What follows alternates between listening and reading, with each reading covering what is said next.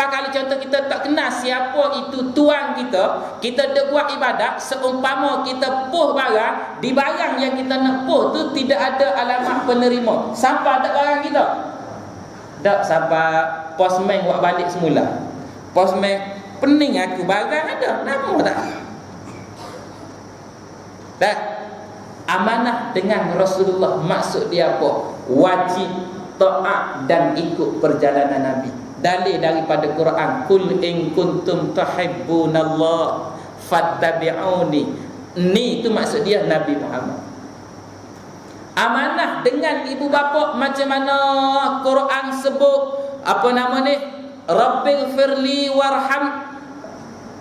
Rabbil firli waliwalidayya warhamhuma kama rabbayani shaghira. Ya Allah, ampunkanlah dosa kami, dosa kedua ibu bapa kami. Peliharalah mereka sebagaimana mereka pelihara kami waktu kami masih kecil.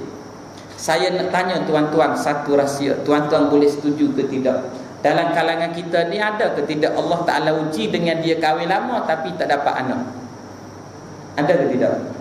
Ada Baik, tu ujian lah. Dan nak buat macam mana, sabarlah, tak ada masalah. Ujian Allah Ta'ala berbeza-beza. Baik, yang ada anak saya nak tanya, doa yang saya baca tadi, yang kita baca dalam sembahyang, Allahumma ighfir lana dzunubana wa liwalidina warhamhum kama rabbawna shighara. Ya Allah, ampunkanlah dosa kami, dosa mak ayah kami. Kamu tolong jaga mak ayah kami sebagaimana mereka jaga kami masa kami kecil.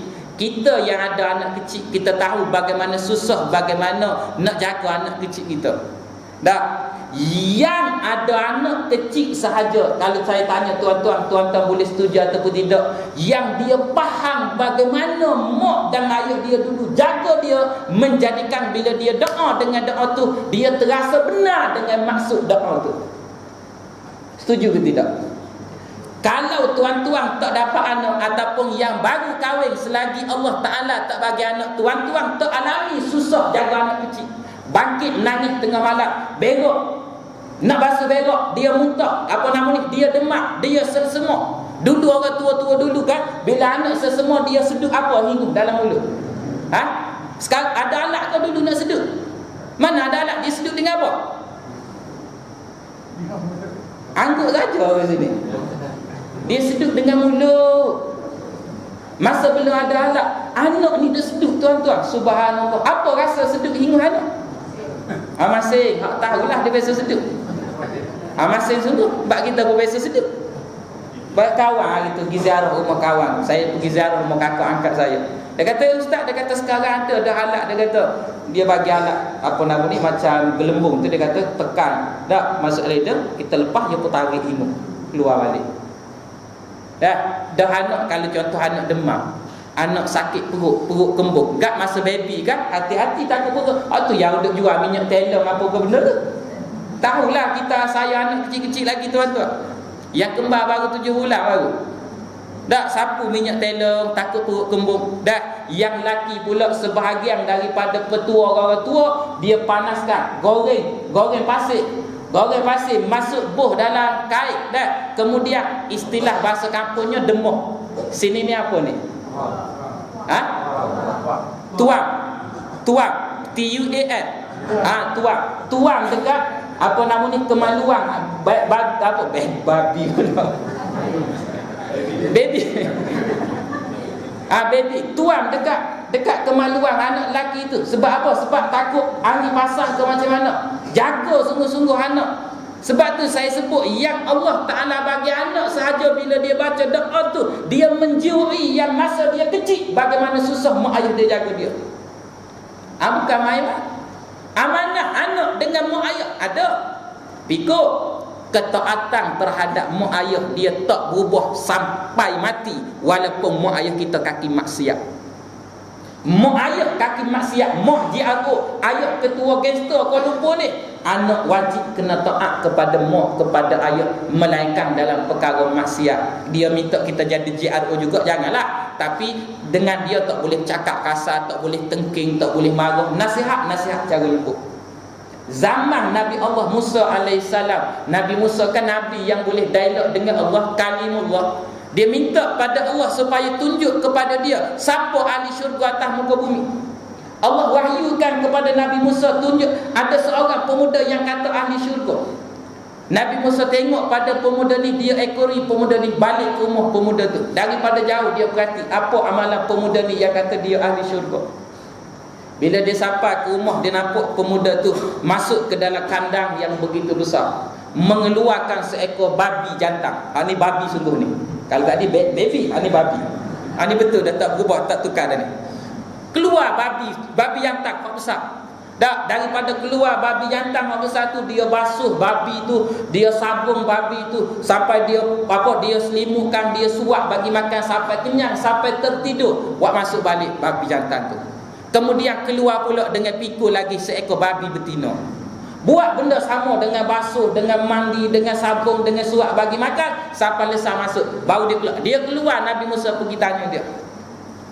Dah, amalan dia yang kata duk main dengan babi apa ke benda, katanya ahli syurga. Dia bagi tahu, dia kata babi jantan, babi betina itu asalnya adalah mak dan ayah aku. Allah Ta'ala ubah rupa mereka disebabkan maksiat yang mereka buat pada Allah. Tetapi aku sebagai seorang anak tetap menjadi kewajipan aku layan mereka, taat mereka, jaga mereka selagi mana mereka masih hidup, walaupun Tuhan tukar dah rupa mereka. Bukan main-main tuan-tuan. Ada orang bila anak mengaji agama, dia tahu bab halal haram, mak dia tak pakai itu, dan dia mula terking. Dia mula tengking dah tak betul. Dah, mak kita macam mana jahat pun, ayah kita macam mana jahat pun, tak boleh buat macam tu. Ada amanah dengan mak ayah, amanah dengan guru. Ya silakan. Amanah dengan guru. Subhanallah, kita hidup atas muka bumi, kalau tidak ada guru, tidak ada anak murid, ilmu tak tersebar. Dah, saya nak boleh duduk berdiri di hadapan tuan-tuan, nak berkongsi ilmu dengan tuan-tuan. Saya mengaji dengan beberapa orang guru. Sampai ke hari ni saya belajar lagi. Malam ni pun lepas boleh saya nak minta diri dah. Ada jamu makan? Makan sekejap. Sebab pukul 10 saya ada majlis dengan Syekh Nuruddin. Kerana sekarang ni ada berlaku satu isu yang agak sensitif. Keluar larangan kepada tuan guru kita Syekh Nuruddin Al-Banjari, larangan daripada menyampaikan pengajian agama di mana-mana tempat. Korang daripada isu kata rentetan daripada dia dikeluarkan daripada TV Al-Hijrah, program Cinta Ilmu. Tuan-tuan pernah tengok program Cinta Ilmu TV Hijrah? Ada orang buat majlis dengan Syekh Nuruddin, tapi orang kerap, orang potong, orang ban dia pasal ada beberapa isu. Pas sekarang ni pula, pagi tadi kata dia tazkirah kuliah pagi tadi dekat Radio IK, dan dia menyampaikan amanat dan pesanan. Dia ucap terima kasih pada yang di-Pertuan Agong Kerajaan Malaysia yang bagi peluang pada tuan-tuan. Tuan-tuan nak tahu, Syekh Nuruddin ni lama dah duk mengajar di Mesir. Ustaz-ustaz kita yang duk lega ceramah, duk mengajar ni kebanyakan hak lepas pada Mesir, mereka duk ramai talaki dengan Syekh Nuruddin kat sana. Hak ilmu mari tu banyak dia orang belajar dengan Syekh Nuruddin. Saya tak sampai pergi ke Mesir, tapi saya dekat sini pun alhamdulillah beberapa kali Allah Ta'ala bagi peluang sempat bertalaki dengan Syekh. Jadi dia sebut pagi tadi seakan kawan-kawan dia sebut seakan kata tu pesanan dia terakhir, dia nak balik. Tak ada lah. Satu kerugian kepada kita di Malaysia, hilang ulama-ulama yang memperjuangkan akidah ahli sunnah wal jamaah, yang mana digeruni oleh puak-puak yang bawa aliran yang sesat dan menyeleweng. Orang gerung pada Syekh Nuruddin sebab ilmu dia bukan sembarangan tuan-tuan. Subhanallah. Seorang yang faqih, bukan alim, faqih. Dah, orang buat. Adalah tu, kita malah tak nak bongkar apa. Jadi saya kata pukul 10 je lagi ada satu majlis, satu tempat, saya nak pergi, nak dengar, takut-takut dia ada ulang. Sebab katanya malam ni di situ adalah pengajian dia yang terakhir. Biasa dia buat bulanan, dia buat kuliah maghrib, kemudian lepas isyak pukul 10 sampai 11.30 ada lagi majlis. Saya bulan puasa tahun lepas, tahun ni alhamdulillah sempat masuk majlis dia, tambah ilmu apa semua sekali. Nak sebut bila kata kita hidup dalam keadaan belajar, ada guru, dan guru ada anak murid. Di sana ada amanah dengan guru-guru. Dah, Lagu kita tengok sahabat kita tadi masuk dalam majlis, padahal saya lagi muda pada dia, tapi bila dia masuk dalam majlis, dia angkat tangan sebagai tanda dia masuk duduk dalam majlis. Itu orang panggil adab dalam majlis. Begitu juga bila duduk dalam majlis kuliah, bila nak bangun berlalu pergi, nak pergi tanah apa ke benda, sekurang-kurang dengan isyarat angkat tangan kau, dah barulah berlalu keluar sebagai tanda bukan hormat pada guru tu, barangkali dia lagi muda, tapi hormat pada majlis ilmu. Syekh Nuruddin, tuan-tuan, adalah seorang tokoh ulama yang sangat mementingkan adab dalam bab menuntut ilmu. Tak, dia minta telefon off, kedudukan mesti betul, cara pegang kitab apa ke benda. Saya sendiri Ramadan tahun ni masa buat program di Janda Baik ditegur oleh beliau. Pasal saya sebut saya bawa anak kecil. Anak saya 3 orang, yang sulung tu setahun 9 bulan, yang kembar 7 bulan, yang kembar 2 orang tak apa, isteri saya jaga. Yang sulung duduk dengan saya. Gak majlis talaki 2-3 jam, tuan-tuan. Bayang budak kecil nak bertahan duduk berapa lama bersela macam kita. Tak, sekejap dia boring, duduk 10 minit dia bangun, pegang ni lah, bangun, tarik tu lah. Orang rakam dengan kamera, dia pegang kaki ke kaki ni. Saya kata, sudah. Gak kita pun pegang dia, pegang cuba acuh dia. Masa saya tak acuh, anak saya duduk berlari ke sana kemari, dia tak tegur, pasal dia tahu dia budak-budak. Tapi bila saya start mengacuh, dia pun buat teguran terbuka depan ramai-ramai yang hadir. Tuan-tuan, kalau contoh saya malam ni, saya tegur direct, saya tegur Fazli kau begini, rasa macam mana?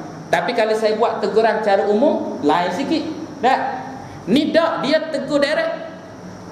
Dia kata kalau nak main dengan anak kecil, keluar. Tak, saya tak marah bawa anak kecil, tapi jangan dok cuba mengacah-mengacah, sebab budak bila kita acah makin lagi dia suka. Saya tak marah, tak ada larangan nak bawa anak kecil, tapi sebab takut bila mengacah budak terkekek-kekek gelak duk suka apa, dah hayah dia duk acah duk keletek apa, takut mengganggu kawan-kawan lain nak menumpukan perhatian belajar. Tegur direct, tuan. Adakah kita kecil hati dengan guru? Tak. Dengan sebab dia tegur kita, kita boleh pengajaran, kita menjadi tumpuan kepadanya. Subhanallah, saya rasa seronok. Sebab apa? Dalam ramai-ramai dia tumpu pada saya, walaupun ada salah, tapi tak apa, tak ada masalah. Dan yang salah saya jadi pengajaran pada orang lain. Tak. Kemudian lepas kita kena tegur, duk selang talaki sekejap. Saya pun duk senyap dah lah, anak ni nak mari usik pun buat tak tahu dah. Dah, aku siku budak. Kerana dia aku kena marah, tidaklah. Moga anak budak kecil budak tak tahu apa. Selang 10-15 minit ada seorang pula budak kena tegur pasal duk talaki ngantuk. Tertidur. Tahan dah, sebab masa belajar tu tengah hari. Saya pergi pukul 10 sampai dekat dengan Zuhur. Dan masa tu pula bulan puasa, tuan-tuan boleh bayar. 2-3 jam duduk depan tok guru, duduk saya macam tu lah. Tengah hari, musim masa orang duduk tengah ngantuk, duduk talaki tertidur. Dia kata tidur, basuh muka. Tak? Tidak, keluar. Jangan tidur lagi. Sebelum saya habis belajar, jangan tidur lagi. Pasal dia sebut awak tidur, sebenarnya yang aib bukan awak, tetapi yang aib adalah saya sebagai guru yang mengajar. Gila kita mengajar pada orang tidur. Tak, kita duk mengajar, duk semangat mencurah ilmu, bagi habis tumpuan kita, apa yang kita belajar ni kita nak bagi, kalau nak bagi sepenuhnya, tiba-tiba dia tidur depan kita. Rasa macam mana? Itu dia sebut. Saya tidaklah tahap pada nampak orang tidur marah gitu, tak, sebab kita tahu ilmu kita sikit. Tapi nak sebut kata dia ni ulama yang pentingkan adab. Maksud kata ada amanah dengan guru. Dan yang kelima, amanah dengan masyarakat. Takkanlah kita duduk seorang-seorang, mesti duduk ramai-ramai macam ni. Tak, maka bila duduk ramai-ramai ada hubung kait dengan orang. Ada hak yang mesti ditunaikan. Jiran tetangga jatuh sakit, jiran tetangga nak balik kampung tinggal rumah, minta tolong pada kita supaya tolong tengok-tengok. Itu amanah lah.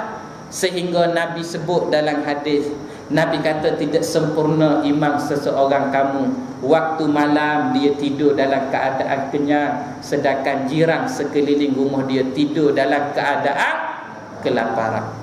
Tak sempurna iman. Maksudnya apa? Islam mengajar pada kita bukan duduk seorang-seorang, tak peduli pada orang. 5 amanah ni terpikul atas bahu kita.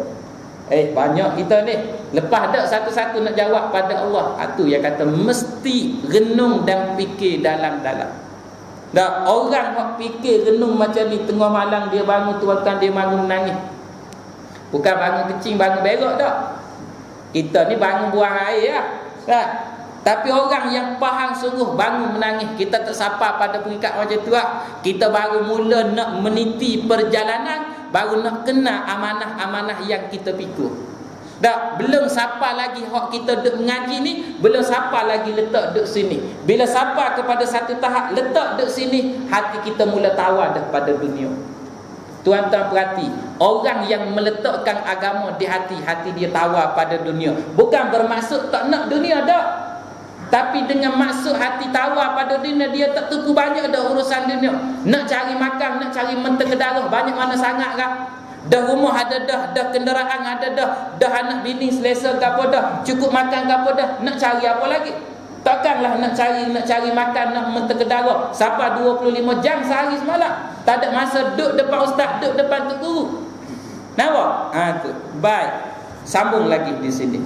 Kemudian dia sebut yang lagi akan datang menyebut akan dia di dalam huraian hukum-hukum syarak insya-Allah.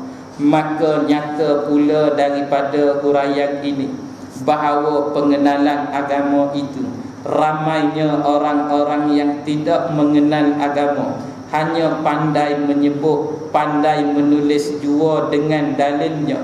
Ramai orang yang tidak menurut undang-undang agama yang tersebut.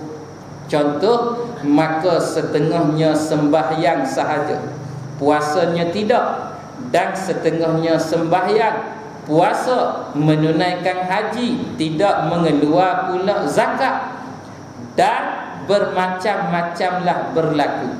Ada orang sembahyang, puasa, bayar zakat, tapi tidak menutup pula aurat.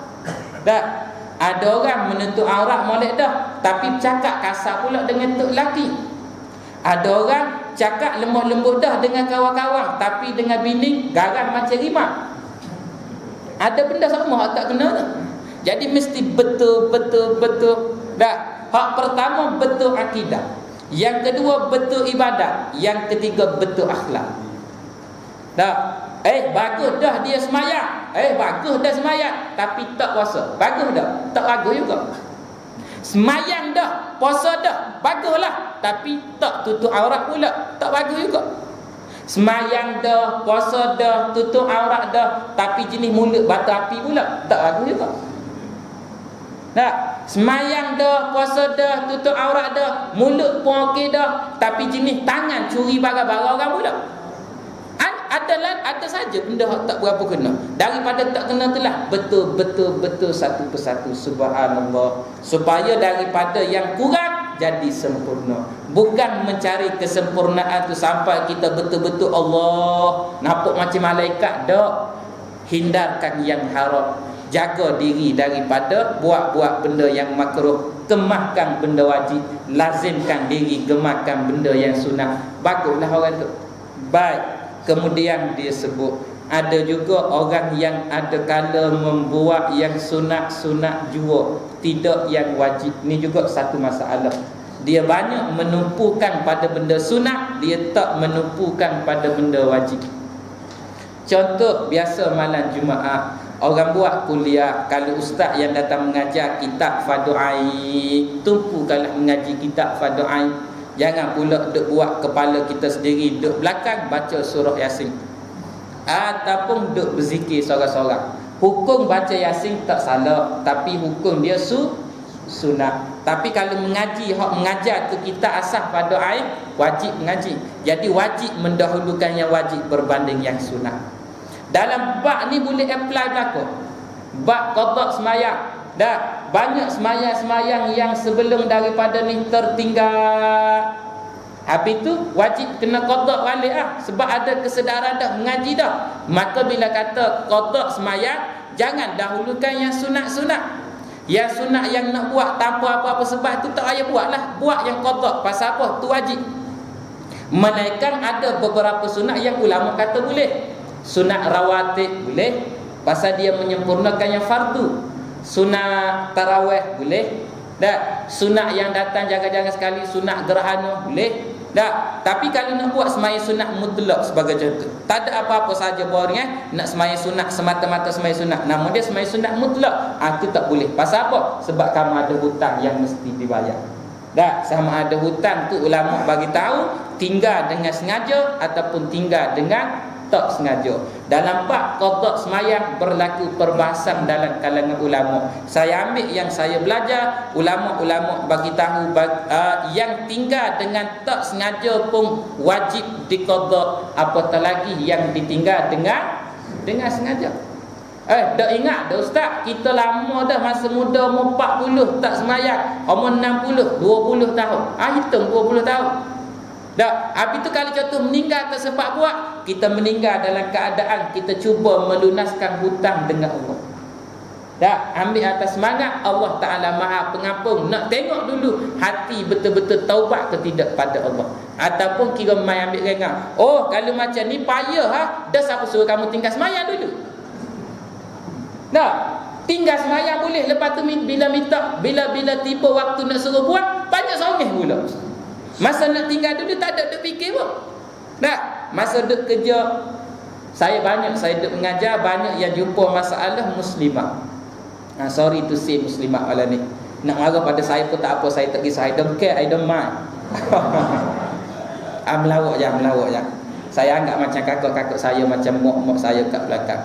Tapi ramai muslimah datang mengadu pada saya, muslimah yang sebelum dia penceng dia jadi orang panggil muslimah yang bekerja ya.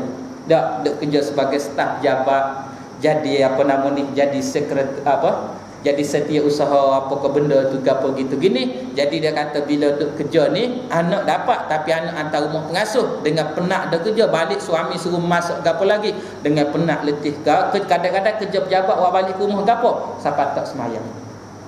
Dah banyak berlaku macam tu. Jadi bila dah pecek, umur pun tua dah, mari mengaji bab